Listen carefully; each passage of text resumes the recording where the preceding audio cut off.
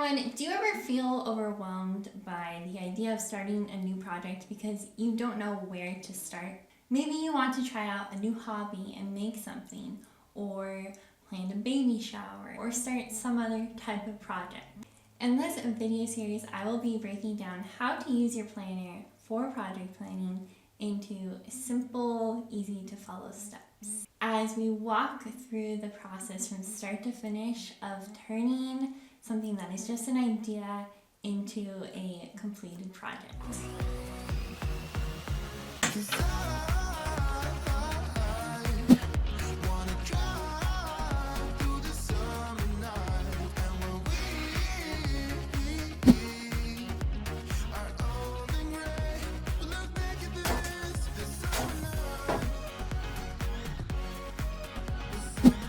In addition to the free printables that I will be giving away throughout this entire video series, I will also be walking you through the steps on completing a quicker, more simple project like starting a vegetable garden. And then we'll discuss more complex projects like how to transform a room in your home. And today we will be focusing on the first two steps in the project planning process.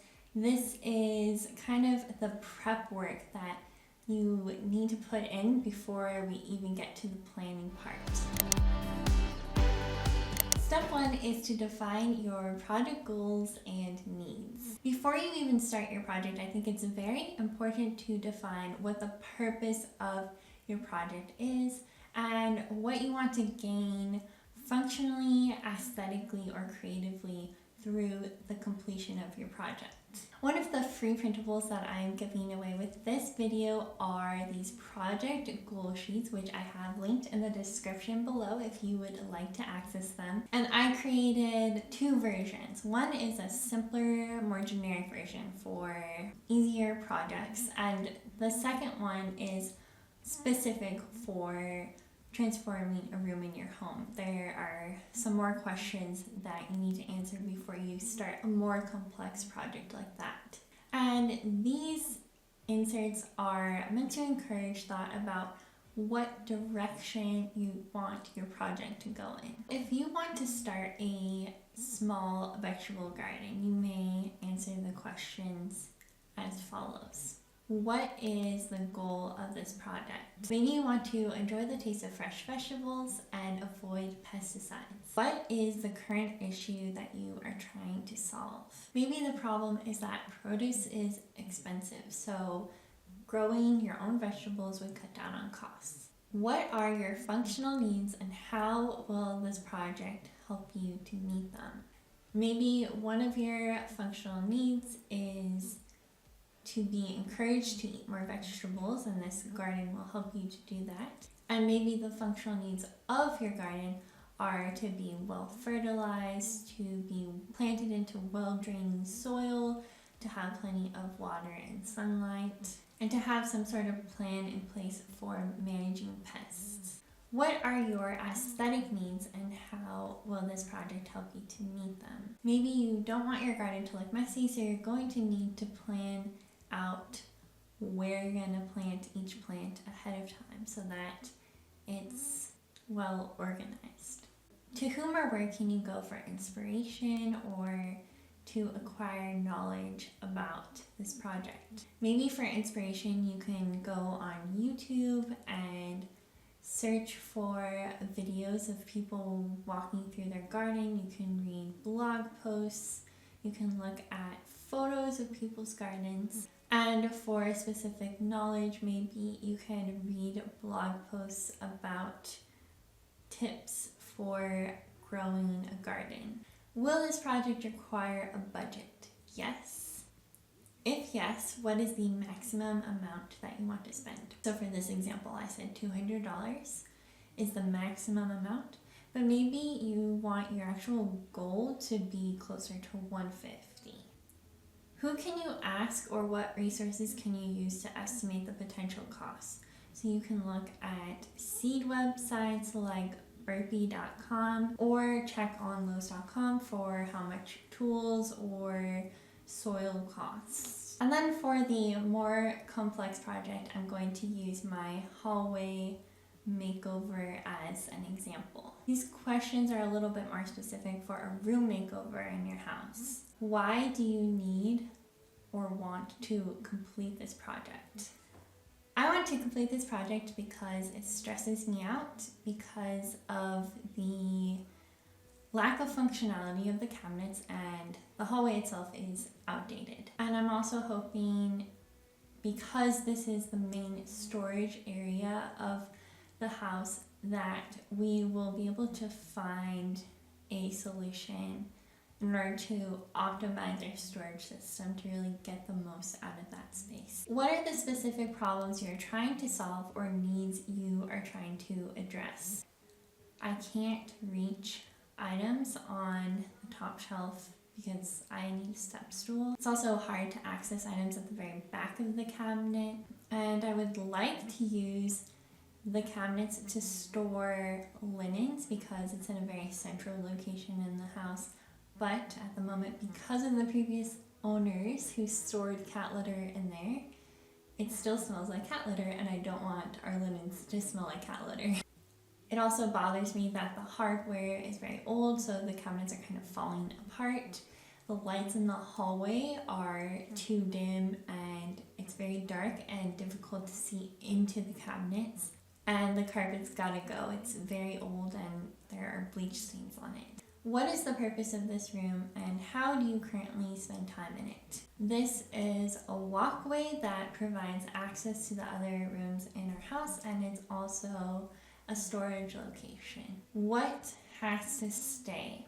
The walls, the HVAC, and the air vent cannot be moved, so we're going to have to come up with a creative solution for disguising those. Also the ceiling height, because I believe there is a gas line and plumbing right above the ceiling. We can't raise it. What can change in the room? Basically everything else. The closet doesn't have to stay there. The flooring, the lighting, the wall treatments, what the cabinets look like and how they are designed structurally, all of that can change. What can leave the room?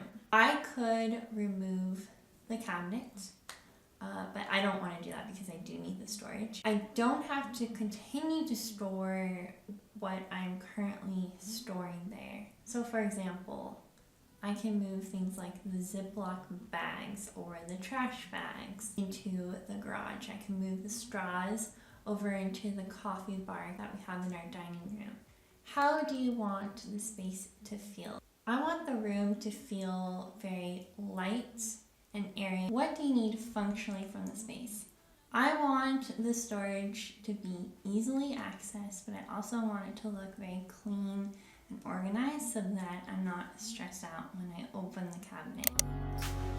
Step 2 is to brainstorm specifically how you will address each of your goals that you have for your project. So to start off for this, I would recommend taking a look at that project goals sheet that you have, and then on the sheet that says functional or aesthetic needs, just list out what the functional and aesthetic needs were that you discussed on your goals sheet. And then that's going to kind of give you an idea of what sort of things you are looking for before you start searching online. So what I like to do is create a Pinterest board, but you could also maybe create a folder on your computer or some sort of document in order to capture what inspires you, and also to gather the resources and knowledge that you're going to need.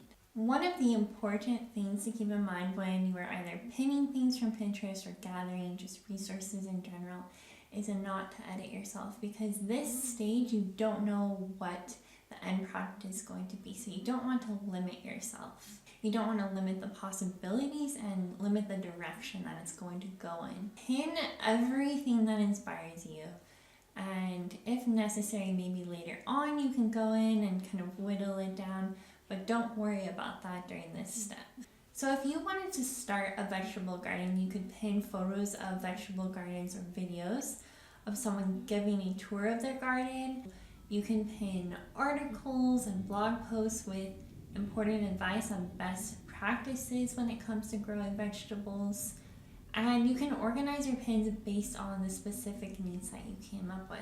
So maybe you want to start with subfolders, or you can pin everything all at once and then go back in later on and organize it into the different categories. Kind of just depends on your preference. For the hallway Pinterest board, I broke it up into the different aspects of the hallway that I wanted to focus on. So I have the cabinets, like the exterior of the cabinets, and then I also have ideas for the storage within the cabinets. I have a lighting category, I have a wall treatment category, and I have a decor category. And then I found pins that fell within all of the categories that I had created. But I also didn't limit myself to that category. I was free to make a new folder with a new category if I came up with that idea. And then you can use the brainstorming free printables that are also linked in the description to kind of take notes and find those common themes throughout your pins or whatever resources it is that you gathered. What inspired you? And what are the commonalities of all those things? Maybe you're seeing a certain color palette. So for example, when I was pinning items for my master bathroom, which is another project that I'm working on, I realized that I'm pinning a lot of like neutrals. I decided that that was kind of the direction that I wanted to go into. Write down what are those common themes of your pins, and also you can use those brainstorming printables to list just in general brainstorming. So for example, for the vegetable garden, maybe you want to list out what your favorite vegetables to eat are.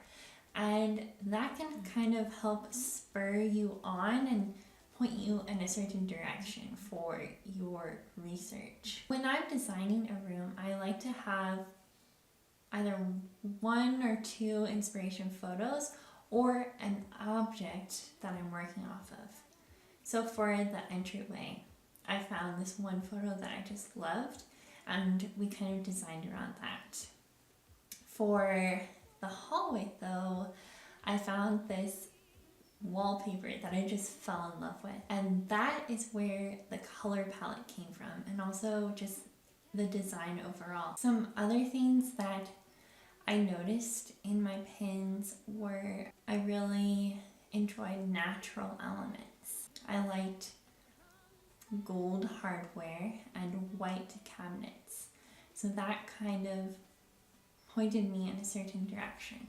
And then I started to take these images and I put them together on a design board that I designed in PowerPoint, but you could also use like Canva or other software to create your design board, but I just think PowerPoint is very easy to use. Or you could just print the photos out, cut them out physically, and paste them onto a page in your planner. What I ended up doing was I designed it on PowerPoint, then I printed it out, sized for a page in my planner, and I added it that way. Tired of the running, the catching up. I got hungry for the sunny high mountain tops. So I made some plans, some dreams. I'm going to be intentionally spacing out these videos so that you have time to get started on the steps that we discussed. And later on in this series, we'll be discussing actual project planning, such as scheduling and managing tasks in your time, and how the projects are actually organized within your project planner. I hope this video gave you some ideas for using your planner for project planning, and I'll see you next Saturday. Bye! Everywhere we go, we turn to